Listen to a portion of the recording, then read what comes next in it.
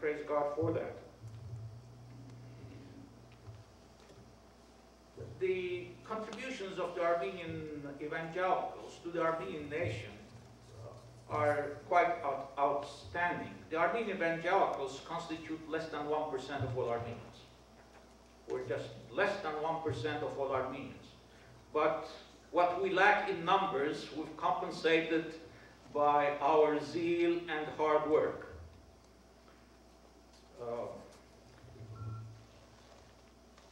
In 1846, there were only two Armenian evangelical churches in Istanbul. But within 10 years, there were churches in Urfa, in Kilis, in Alabazar, in Marzovan, in Marash, Aintab, and Erzurum, and Adana, and Van. So before the genocide, there were 5,000 Armenian evangelical congregations and 50,000 members, or the members of the churches and those enrolled in Sunday schools was 50,000. But of course the genocide decimated us. Only 15,000 survived. Of the 50,000 Armenian evangelicals, only 15,000 survived the genocide. And but our contributions said was promoting education, promoting higher education, and emphasizing that Armenian clergymen must be highly educated. In those days, in the Ottoman Empire, everyone who could sing well was ordained a priest. If he was a plumber or a carpenter or a butcher, it made no difference. If he had a good song, they taught him the liturgy, and then he was ordained a priest. The Armenian evangelists said, no, nobody could enter the priesthood, or nobody could become a clergyman unless he got a college degree, at least a college degree. So they promoted the idea of higher education for all, and also for the clergy. We had colleges in Marash, Aintab, and Karpet, and Marzovan. Today, of course, those are destroyed. But in 1881, the Armenian evangelicals established the first Armenian church in the North American continent. The first Armenian church in the North American continent was built in 1881, and it still exists today. It's called the Armenian Congregational Church of the Martyrs in Worcester, Massachusetts. And of course, we are proud to say that the Armenian evangelicals founded and still operate the only university outside our motherland. Haigazian University has been in existence for 50 years now, and we offer scholarships to all Armenians, regardless of their creed. Every Armenian who wants to be educated at Haigazian and has a financial problem receives either a partial or a full scholarship, regardless of his church affiliation. The only requirement is that he be an Armenian. So we have never discriminated among Armenians. We've never differentiated between an apostolic Armenian and a Catholic Armenian or an evangelical Armenian. We look at all Armenians as our brothers and sisters. And last year, the Armenian Missionary Association of North America gave $800,000 to Haigazian for scholarships, to award scholarships to Armenian students.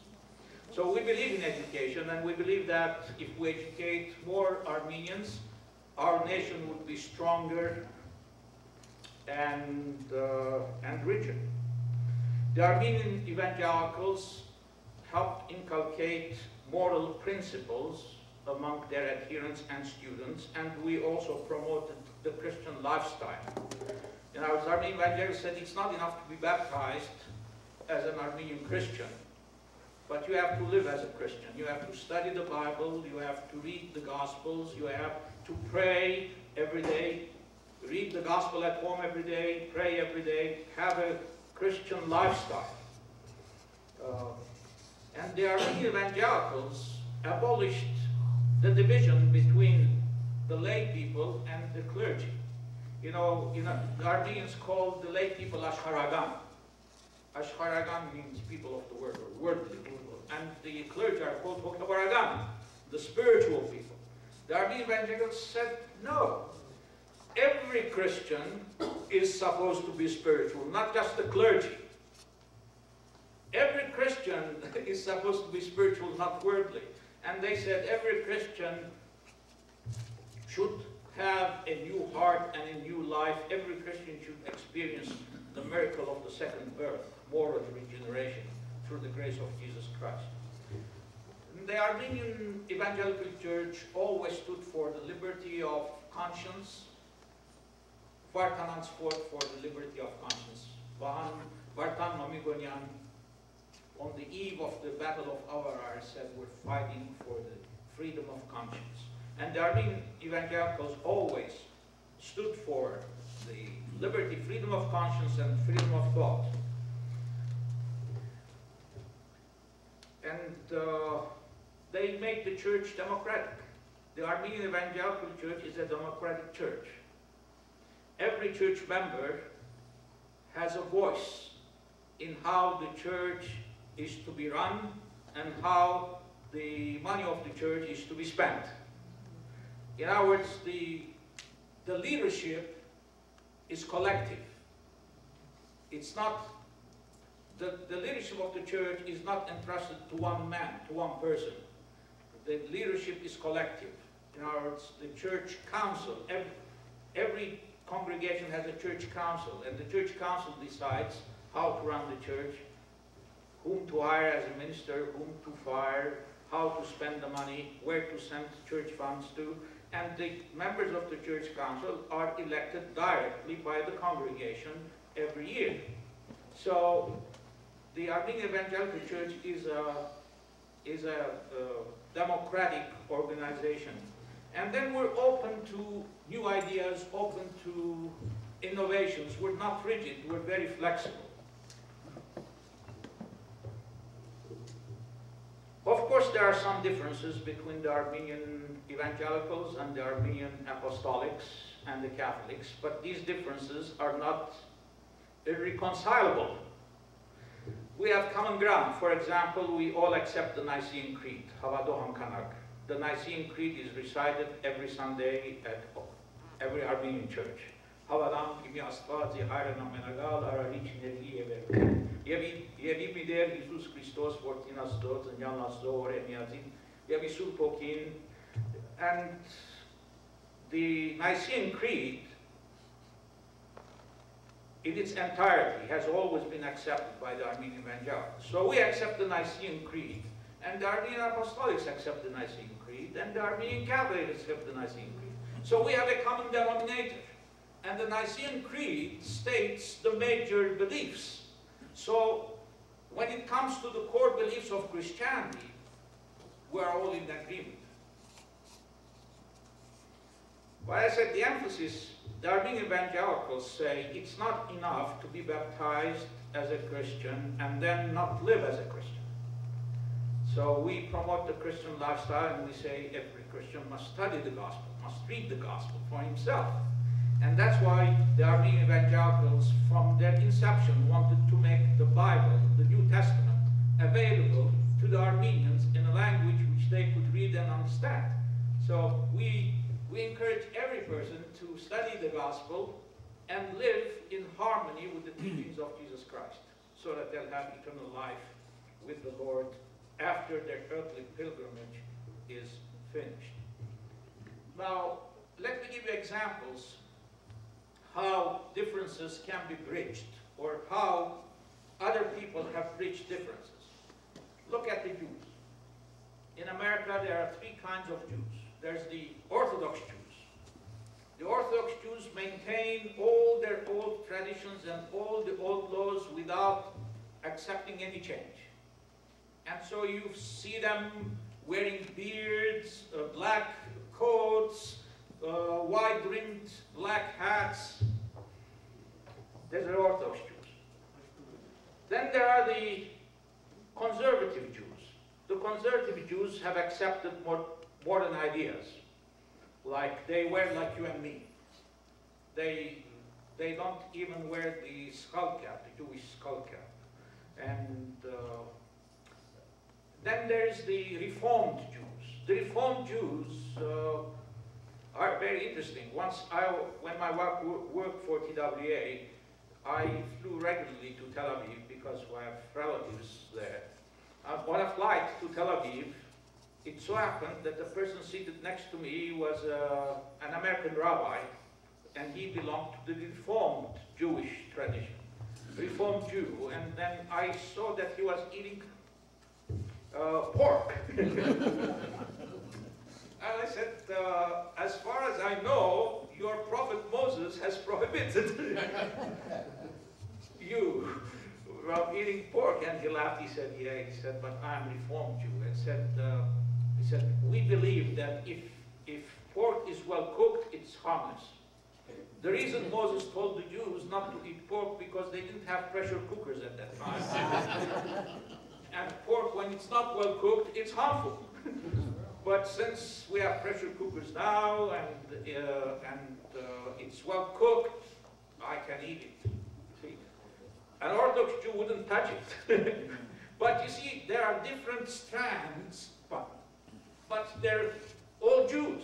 It's called Judaism. And let me give you another example from the Christian world. There's the Church of England.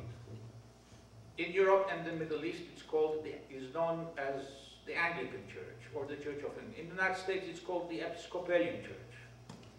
And the Episcopalian Church, by the way, is in communion with the Armenian Apostolic Church. In other words, the Armenian Apostolic Church accepts weddings, baptisms performed by the Church of England. They're in communion. The Armenian Apostolics are not in communion with the Greek Orthodox, but they are in communion with the Church of England, Episcopalian Church. Well, look at the Episcopalian Church. There are three types of Episcopalians. They have the High Church. The High Church is very much Catholic. If you go to the Episcopalian High Church, you think you are in a Catholic church. There are very slight differences between the Episcopalian High Church and the Catholics. Then they have the Middle Church. The Middle Church is half Protestant, half Catholic. And then they have the Low Church. And the Low Church is Protestant. But it's one communion. It's called Episcopalian Church. Episcopalian Church, and they have all these kinds. Why can't we have one Armenian church with three strands? The Armenian Apostolics, the Armenian Catholics, and the Armenian Evangelicals. Like in the Episcopalian Church, they have the High Church, Middle Church, Low Church. Why can't we all recognize each other as Christian? The Evangelicals have always accepted the Apostolics and the Catholics as Christian. But sometimes some apostolics have labeled us as heretics, like Terian called us heretics. Whatever. Let's stop labeling each other. Why can't we merge into one church, become one church with three different strands? And that, I believe, would strengthen the Armenian church and Armenian communities and bring added richness. There are Armenians who are interested in liturgy and traditions. And so the Armenian Apostolic Church, Catholic churches appeal to them. And there are Armenians who are interested in digging deep within the covers of the New Testament. They want to study what Jesus has taught and said and what the apostles have taught and said. They don't want to have a superficial knowledge of the New Testament. They want to dig deep within its covers to find out exactly what Jesus teaches. And these people would be attracted to the Evangelical Church. So we don't steal people from other churches, by the way. We believe that Jesus has commissioned us to preach the gospel to all nations, to all peoples. Prior to his ascension, Jesus said to his disciples, go into all the world and preach the gospel to all people, to all nations. And so we take that commission seriously, and we just proclaim the gospel message. But we don't force people to accept it. It's up to them whether they want to embrace the gospel of Jesus Christ or if they want to reject it. It's up to them. And I believe that the time has come for closer cooperation between all segments of Armenians. I'm pleased to say that the rift caused in 1844 has been healing. There are now, in 1846, there were no contacts between the evangelicals and the apostolics. Now there are more contacts. There are cordial relations being established. Although there are some who are trying to disrupt the cordial relations that are developing. I believe that's harmful. And our Adenabet said that Terian says, our strength lies in our unity. Whatever fractures us weakens us. Whatever unites us strengthens us.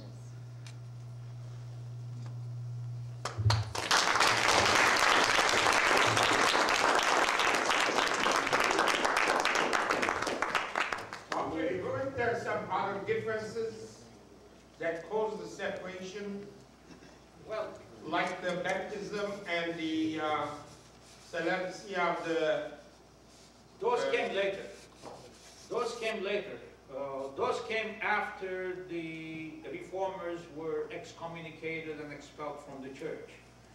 So that drove the reformers closer to the Protestant missionaries, and they became more influenced by the Protestants. And as time went on, there were other things that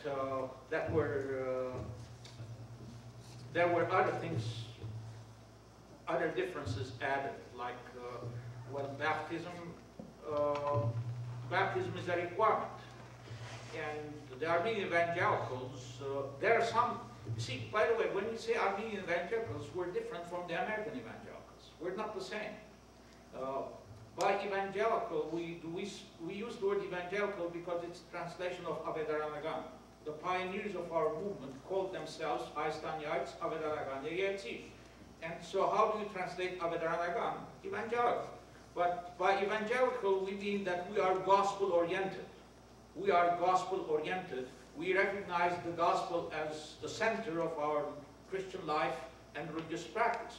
But we are not like the American evangelicals. We have many differences with the American evangelicals, doctrinal differences with the American evangelicals. Armenian evangelicals have accepted the baptism of the Armenian Apostolic Church, baptism of Armenian Catholics. So if a person was baptized in the Armenian Apostolic Church, we don't rebaptize them. We recognize the apostolic baptism, the Catholic baptism, and we baptize infants as well as adults. There are some evangelicals who baptize only adults. You have first to believe in Jesus Christ and the gospel and then be baptized. We baptize infants if their parents are Christian. If their parents are Christian and if they pledge to teach the gospel to their child as he grows up, then we baptize infants. Yes? I enjoyed this lecture very much, and I learned quite a bit.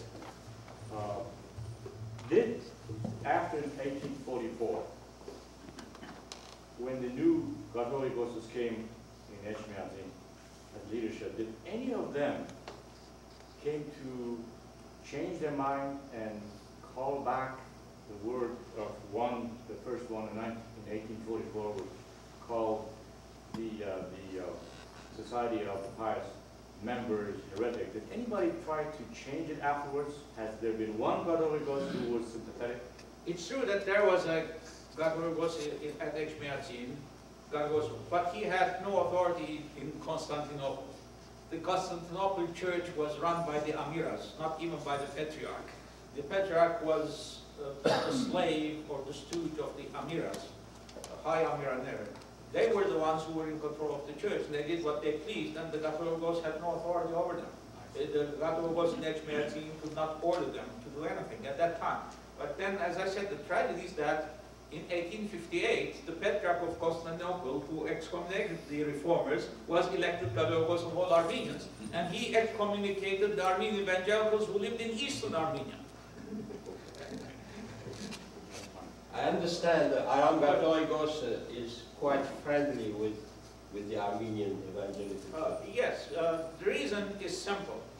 Aram Katolikos studied at Nest, nearest school of theology. After being ordained as a priest, as a young priest, he was sent to the nearest school of theology in Beirut to study theology there.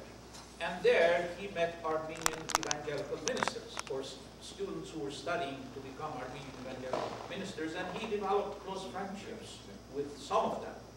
And he said, in his recent speech, he said that when he came in touch, when he forged close friendships with Armenian evangelical ministers at Nest, New School of Theology, he discovered that they had a great devotion for Jesus Christ and a great love for the Armenian nation. And so he started respecting them. He said, I developed a healthy respect for the Armenian evangelicals because I found that they are devoted to Jesus Christ and they have a great love for their Armenian nation. So people who know us, like Vasken I, the capital of all Armenians, had very cordial relationships with us. He always invited us to Echmiatin and said, Askat Serdun. And Karikin II, also, very cordial relations. But unfortunately, the present Karikin II doesn't want to talk to us. We don't know why. Yes. During the Society of the Pious, did the Armenian Church take advantage of the fact that its community wasn't able to read the Bible for themselves and twist things around, like the Catholic Church, for example, the plots in heaven, so on and so forth? Well, as I said, there were public debates. And during the first public debate was about the authority, who has the highest authority, and the representative of the Patriarch Chuatian said the Patriarch has the highest authority. And the evangelical Utugian, Professor Utugian, said Jesus Christ is the highest authority, and next to Jesus is the Avedaran. These are the two highest authorities. And then the Patriarch called the Society of the Pious the Society of the Impious, because he disagreed with them on theological grounds. Yes, there were recriminations, like the Patriarch Chuatian did some nasty things. Like he told Armenian landlords who were apostolics and who had evangelical renters to expel the renters, put them out on the street. Don't rent your house to an evangelical Armenian. Wow. I mean, he made Armenians hate one another. He did some nasty things. Well, the Lord will judge him. Is there a difference between evangelical and apostolical church in a point like evangelical, they translate or explain verses of the Bible differently than apostolical church? Is there such a thing?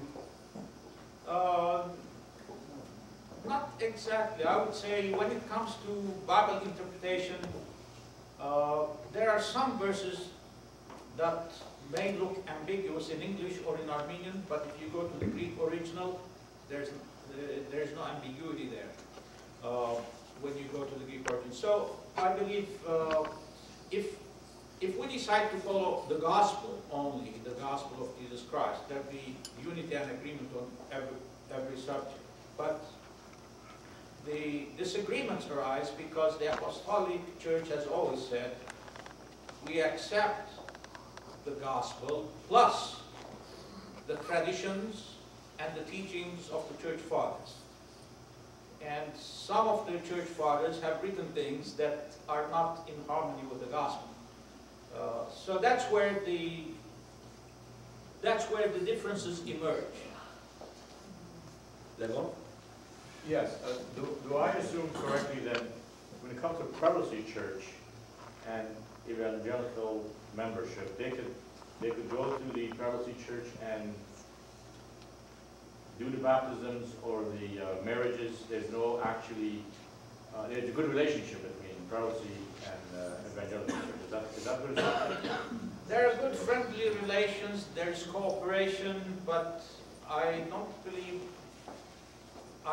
believe there is mutual recognition yet. I see. We recognize them, What but does it take to do this, to resolve all these animosities or differences or whatever they are? What does it take to do that in your opinion? I believe that as more people become enlightened and more people come to know us better or more closely, the rift that separates us will disappear. I believe it's a matter of time before we all come together and worship together. But I don't see any substance in the rift. There was some person who had some kind of hidden agenda, looks like. I might have made a mistake.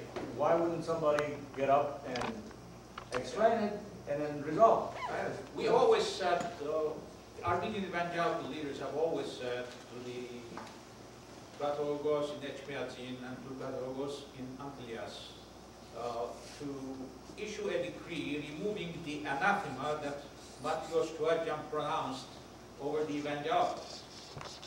And they haven't agreed to do that. I don't know why. They haven't stated the reason. They said, well, let's not discuss it. That's been their attitude. They haven't given a reason why. So do you still consider us heretics? They said, no, we don't consider you to be heretics. Okay. But they're not lifting the anathema. First Sam and then Tamil. Yes.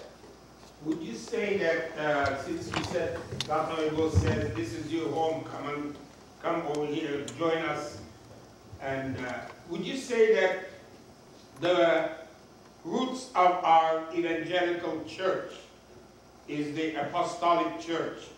Like here, we were separated, but our base is the Armenian apostolic church.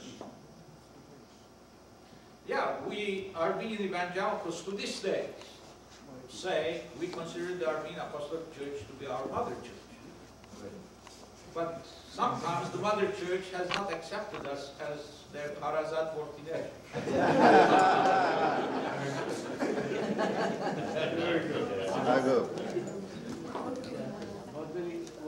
If Armenian Evangelical Church was established in 1844 as High Avedaranagan, right? Why some places called High Polokagan? I said the name Polokagan was not the name that we gave, that we chose to describe ourselves. The name, first of all, it was given by the Turkish Sultan. He called us Protestant. And then the Armenian Apostolics and the Catholics started calling us Protestants, Polokagan, in derision. Like in Iran, they call us Porot, which means leper. I would say Porot nereye gelecekten atıyor. Did you go to the church of the lepers? In Europe, they use the word Protestant. Evangelicals never use it. In this regard, Dr. Ego Solsetian, he made it clear